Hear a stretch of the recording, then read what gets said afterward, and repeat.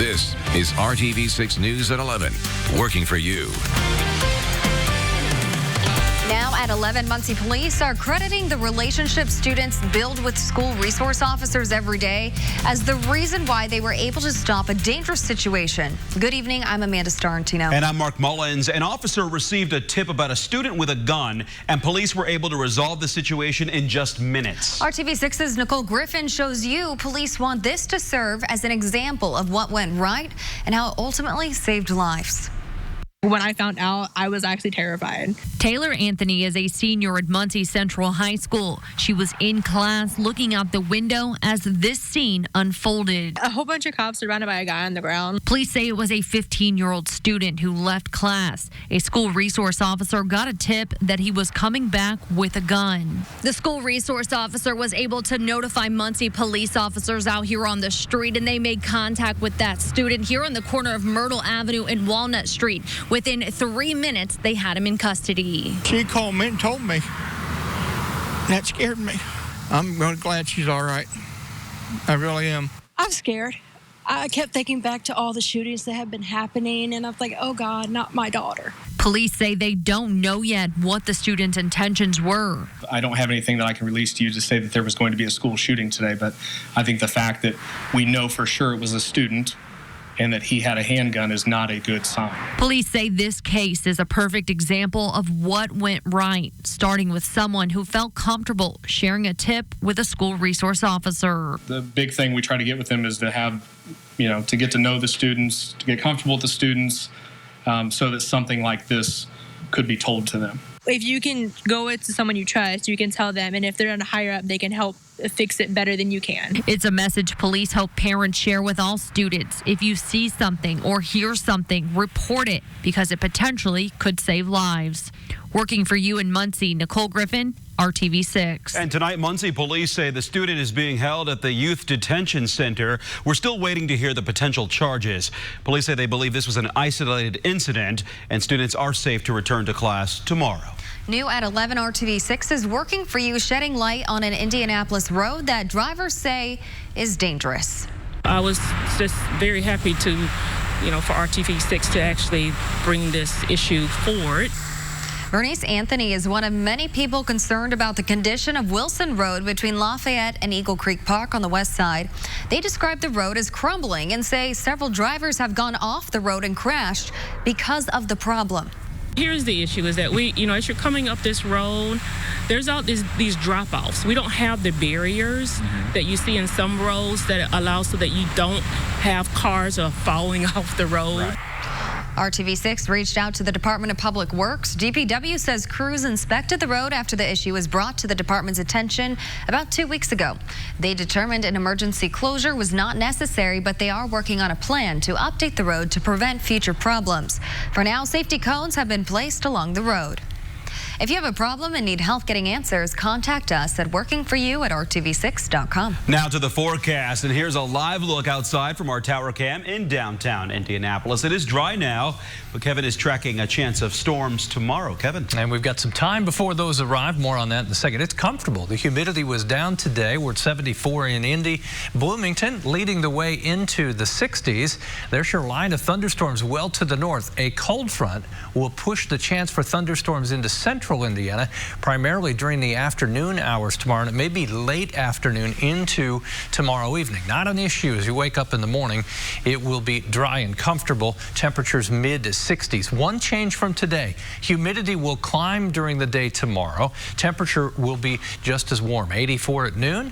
Afternoon temperatures in the upper 80s. We'll fine-tune the thunderstorm chances and look ahead to the weekend as well coming up. We'll see you soon, Kevin. Thank you. Police say charges will be filed tomorrow against a man accused of shooting his pregnant girlfriend in Anderson. 29-year-old Alexis Wasson was carrying twins. Today, we learned the second unborn child has died. The other baby boy died Tuesday. Wasson remains on life support at this hour. Investigators say fiticide charges will be filed against Skylar White. According to court documents, White told his mother Friday's shooting was an accident. IMPD Chief Brian Roach says the department expects to have more info next week about a deadly shooting during a traffic stop. We were canvassing Sunday, came across some witnesses that we didn't have Friday and Saturday. The investigators are still working on that, still putting all that together. There's still interviews to do. Roach gave an update this afternoon about Friday's shooting. He says 2 officers shot Deshaun Downing after he pointed a gun at another officer during the traffic stop on 42nd Street on the northeast side. Police have said from the beginning the officers were not wearing body cameras. There is nothing, either video or testimony, that a couple things that has the whole story and that saw it all. There are people that heard things, and there are others that saw things, but nobody's able to put all those pieces together. But at the same time, we have not heard anything that would indicate that which I just told you is different.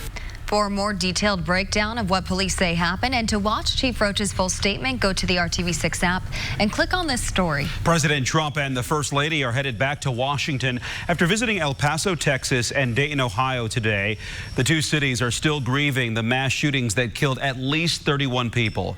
ABC's Romina Puga reports protesters lined the streets in both communities. Wednesday, President Trump and the First Lady keeping a low profile, traveling to Dayton, Ohio and El Paso, Texas, visiting wounded victims of the weekend's mass shootings and personally thanking first responders. All over the world, they're talking about the job you've done as police, as law enforcement, as first responders. But in both cities, many not welcoming the president's visit. Dayton's mayor saying in a press conference she confronted the president on gun reform, but isn't very hopeful. Do I think that we're going to see another mass shooting tomorrow or Friday? Probably, because Washington will not move. A short time after, the president criticizing the mayor and senator, tweeting they'd misrepresented what took place inside of the hospital, calling it a fraud. Miami Valley Hospital releasing this image of the president greeting staff. In El Paso, the president receiving another lukewarm welcome. Residents saying it's his words that are sparking violence. He has promoted a lot of this, all this anger. He has promoted it across the nation, and it needs to stop. Before leaving Washington this morning, the president dismissed claims that his rhetoric has emboldened white nationalists. I think my rhetoric is it brings people together. The president has left Texas, but here in El Paso, we've seen the crowds continue to grow as his community continues to take care of each other, showing up with food and water. One man even bringing therapy dogs, really embodying that El Paso strong messaging we've seen since Saturday. In El Paso, Romina Puga, ABC News. A vigil will be held in Bartholomew County tomorrow to honor the victims of the recent mass shootings and call for stricter gun control. It starts at 5 o'clock on the steps of Columbus City Hall. Indianapolis Mayor Joe Hogsett is calling for an independent investigation after the leader of a city agency was allegedly called a homophobic slur. The Indianapolis Housing Agency has a not-profit group called Insight Development Corporation. Rod Morgan, the chair of that board, is accused of using the derogatory word against John Hall, the IHA executive director, after a meeting last month. Only on RTV6, Hall talked to our Rafael Sanchez about that incident. I am familiar of the alleged comment, yes. Should Mr. Morgan step down? I think if he's under investigation right now, he should immediately remove himself. It is a very serious nature. Not only is it derogatory and discriminatory, it also undermines my authority. We reached out to Morgan, who has yet to respond. Those who say they heard the comment reported the incident to Human Resources. Calling all grandparents, you can help mentor the next generation of kids. Foster grandparents work with students during the school day. People 55 and older can apply to serve as one-on-one tutors to children. We spoke to students taking part in this program in Greensburg and their grandmother. Sometimes I have a bad day and Grandma helps me cheer me up. Like today, I read a book with her. And it made you feel better? Yeah. They all seem to like me pretty well, you know. Sometimes when I walk past certain ones, they'll hold their hand out to give me the, what do you call that? High five. High five. High five. Thrive Alliance sponsors the program in southern Indiana counties, but the program is offered in every region across the state. Wheeler Mission is more than halfway to a $12 million fundraising goal that will help support more women and children in central Indiana. The campaign has raised more than $7 million. The funds will finance an expansion of the Center for Women and Children. Today, the organization announced a major donation of $3 million from the Lilly Endowment. That will allow us to break ground this fall. The commitment from Lilly Endowment has allowed us to be a year ahead of where we thought we would be. That's an important message to the women and children of this community that are homeless. And the message is that they matter. Once it's finished, the center will include 164 new permanent beds, a secure child care area, and an indoor play space for kids. Construction on a new field house in Greenwood is set to start next year. Today, the city unveiled the final design plan. The project will be the main component of the redevelopment of the former Greenwood Middle School in the heart of downtown. Officials announced last year the property's north gym will be preserved and repurposed as a field house. Instead of pencils and paper, these students use shampoo and conditioner as school supplies. How learning cosmetology skills in high school is saving them thousands of dollars. And winning lottery tickets sold in Indianapolis expires in less than 24 hours. Coming up, details that could help detect the mystery winner. You're watching RTV6 News at 11. Jetta, Tiguan, and select Atlas models. This is RTV6 News at 11, working for you. At this time, we believe these are the bodies of the two suspects wanted in connection with the homicides in British Columbia. The international manhunt for two teenagers accused of killing 3 people may be over. Authorities believe they have found the remains of 19-year-old Cam McLeod and 18-year-old Briar Smigelski.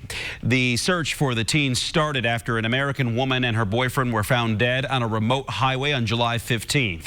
A third unrelated victim was found dead several days later. Surveillance cameras captured the suspects at a store thousands of miles away from the crimes. Investigators finally found a key piece of evidence last week. On Friday, August 2nd, that one critical piece of evidence was found. Items directly linked to the suspects were located on the shoreline of the Nelson River. Dive teams found the bodies in that river. Police are now waiting for the coroner's report on how the teens died and are still trying to figure out the motive for the murders. An American pilot who crashed his plane in the Canadian wilderness and recorded his efforts to survive is now sharing his story. As I started to enter the tree line, there was a loud explosion and a large tree came piercing right through the bottom of the airplane. It missed my leg by about an inch, actually ripped my shorts and scraped my leg. Matt Latonen was traveling from Newfoundland to Quebec City when his plane lost engine power last month. After surviving the crash, he faced another difficult challenge, being trapped alone in the wild miles from help. He gathered materials to build a fire, hoping rescuers would see the smoke. I got fire, sticks, and my lighter. Let's see what we can do. I just feel grateful. I mean, the people that I'm amazed on how they handle it are these guys that are jumping on the helicopters, putting their lives at risk to save one life. It's just amazing to me. Latonen spent 5 hours stranded. He says he documented his experience to help others who may end up in similar situations. And that will help, I'm sure. Well, don't let yourself or someone you know miss out on $50,000. Yeah, a Powerball ticket worth that amount expires at 5 p.m. tomorrow. It was purchased at Pike Food Center on Pendleton Pike in the far northeast side of Indianapolis. The ticket is for the February 9th drawing. 5 o'clock tomorrow is the final deadline. The winner will lose out on the prize if the ticket is not claimed by then. Someone stole a kitten from an Indianapolis pet store, and an animal welfare group is asking for your help getting her back. Johnson County Community Cats is offering a reward for the kitten named Riesling. They say she was taken from a Pet Supplies Plus on County Line Road near Emerson Avenue sometime Friday. The group says the theft is especially upsetting because Riesling was a feral cat and workers spent hours socializing her. You can report tips to IMPD or call this number 317-914-4211. Facials, manicures, and makeovers. There's big business in those services. And tonight, Hiring Hoosiers shows you how one local high school is helping students go from classroom to career in the beauty industry. The Walker Career Center at Warren Central High School has a 2-year cosmetology program. Students spend 4 to 5 hours a day learning the tricks of the trade. After completing 1,500 hours, they'll be able to earn a state cosmetology license. Instructors and students say this saves a lot of money. If you go to a PJ's, a Paul Mitchell, Tricoci, it's $20,000, $25,000 to get your license. Here they spend around $650, $700. I don't got $25,000 to spend a year going to like a beauty school, so it's really convenient that I can do it while going to school and like graduate through this. Students also work with actual clients in the salon, which allows them to build their communication skills. Prices are much lower than what you would spend at a normal salon. And a reminder, an annual job fair hosted by Congressman Andre Carson is tomorrow. The Central Indiana Job Fair goes from 10 to 2 at the Ivy Tech Culinary and Conference Center on North Meridian Street. It's free and open to the public. For more info about any career, job, education, or training opportunity you see on RTV6, go to hiringhoosiers.com. Well, tonight we are celebrating a big milestone. 30 years ago today, our Kevin Gregory joined RTV6. The rest, as they say, is history. All week long, former and current co-workers have been sharing memories and kind words. Tonight, RTV6's Rafael Sanchez reminds us, while Kevin is fun and fun-loving, he takes his job of working for you seriously. And Kevin Gregory is just calm. Now, he's not calm because he doesn't care about human life. He's not calm because he's being aloof. He's calm because he knows his business. He has the mastery of being able to pinpoint the problem and tell you what you need to do. And I think in those moments when we need him the most, tornadoes, severe weather, south of Peru, flooding, near Bunker Hill, you just want to have someone who's going to just say, hey, I know it's bad out there, or it can get bad. Here's what you need to do. And we are lucky you're still working with us now, Kev.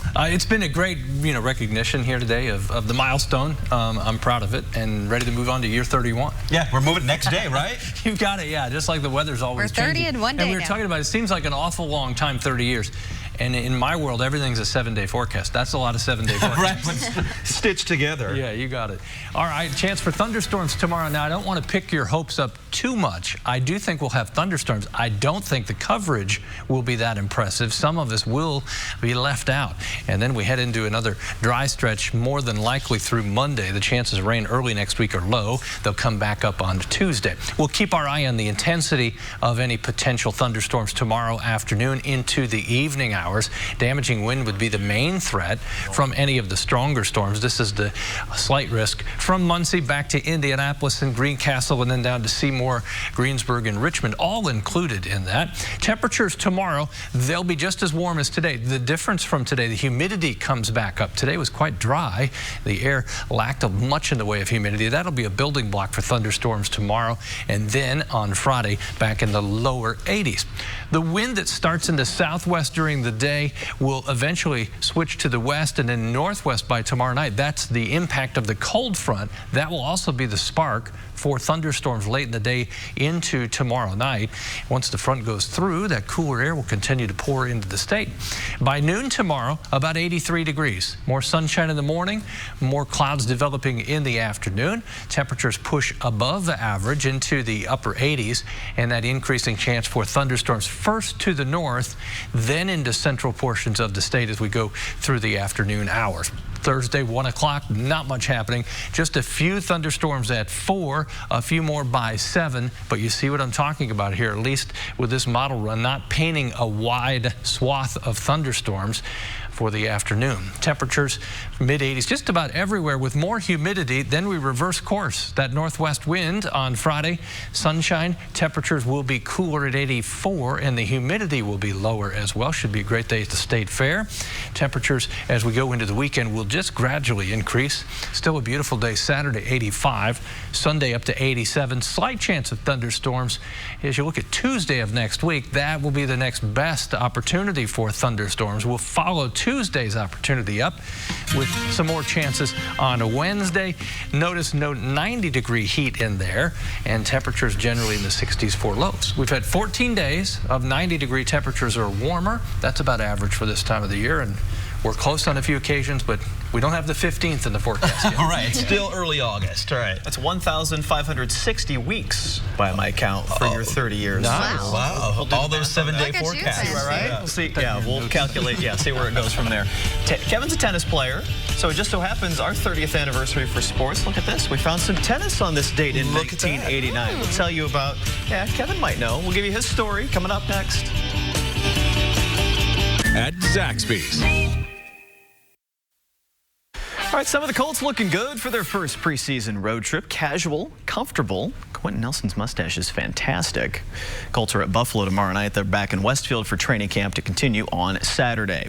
And good evening, everyone. IndyCar got this weekend off as far as racing goes, but there's always some work to be done. Some teams testing today out in Portland ahead of the Labor Day weekend event there. Meanwhile, Firestone holding a tire test today at Texas Motor Speedway. Joseph Newgarden doing the work for the Chevy teams. Here's a look at Graham Rahal with a long day in the car for Honda. Newgarden won the race back in June in Texas. Both guys turning more than a race's worth of laps today. Newgarden's also leading the current point standings with just 4 to go on the schedule. It's a championship where every race matters. Yeah, the last races, they look more important because you're getting down to the wire, so people put more emphasis on it, but it's one race at a time. You know, the first race is just as important as the last race, so that's kind of how we approach it. You know, we're going to go to the next round, and it's 4 to go, and you try and do the best there. IndyCar races at Pocono next weekend. Joseph has a 16-point edge in the championship standings.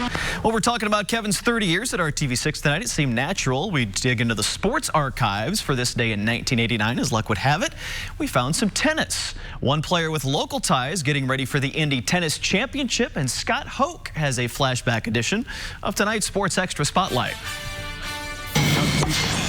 Kent Kinnear is lucky to be here in more ways than one. The Greenwood native earned a wild card berth in the tournament, but last August, Kinnear was involved in a serious car accident in Connecticut, which put a temporary hold on his career. It was a very frustrating time for me, and psychologically it was very tough. And it was something that, you know, I learned a lot. I grew a lot as a person, as a Christian, like I said earlier, and I guess it was good for me to go through, you know, but like I said, it took a while to get through. It took a while to come back. In January, I went to Australia, got in the Australian Open, which was encouraging, and this year I've just been trying to get stronger and get back to where I was, and I think I've done it. I feel pretty good. Kinnear opens his tournament tonight in the second Stadium Court match against Pete Sampras in what will be another test on his comeback trail. I feel good, you know, so I'm just hoping I can, hopefully here in Indianapolis will be my next step up. He's really lost a lot of tough matches lately, so that's been rough, but he feels like he's been playing well, so we're just waiting for a break for it right now, and so we'll see there. But he's real happy to be here, and we'll see what happens under the lights tonight. No doubt the home court advantage will be in effect tonight, as many of the locals will be in the stands. And what they'll see on the court is a quiet guy who carries a big racket. Well, hopefully they'll see someone out there that's real aggressive, that's worked a lot on the serve and volley lately. I know back when I was in Indiana playing, I wasn't quite the serve volleyer that I am now. I used to stay back a lot more ground strokes. So hopefully I'll see a big serve and some good aggressive returns going after my opponent. Kinnear's match against Pete Sampras, who had not yet turned 18 years old at the time. Of course, Sampras went on to win 14 major championships, 7 at Wimbledon, 5 times at the U.S. Open. One on this night as well. Neat little piece of tennis history on this night 30 years ago. By the way, Kinnear won 4 career doubles tourneys on his tour career, played singles at Wimbledon in 1992, is currently in charge of the USTA, the Tennis Association, down in Orlando. John McEnroe, by the way, won the Indy tourney that summer. Of course, became the RCA championship a couple years later. We'll be back to finish up tonight's edition of the News at 11 next. Team Jetta, Tiguan, and Select Atlas models. I'm speechless after 30 years. I bet you are, but we begin the next 30 tomorrow. It was a great day. It's been a great 30 years. Love working with my co-workers, and thanks to you. For 30 years. On to the next. Good night, everybody.